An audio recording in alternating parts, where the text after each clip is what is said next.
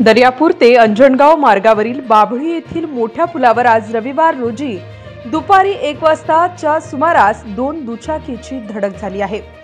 या धडकेत एक 45 वर्षीय इसमाचा मृत्यू झाला तर दोघे गंभीर जखमी झाले आहेत।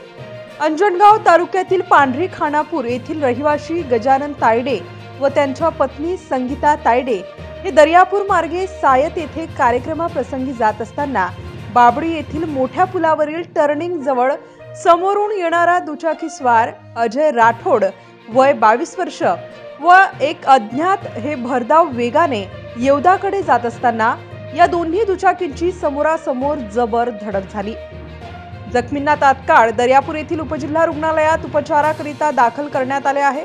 यात गजानन तायडे यांना डॉक्टरांनी मृत घोषित केले असून संगीता तायडे यांची प्रकृती चिंताजनक आहे व अजय राठोड याला अकोला येथे पुढील उपचाराकरिता रेफर करण्यात आले आहे।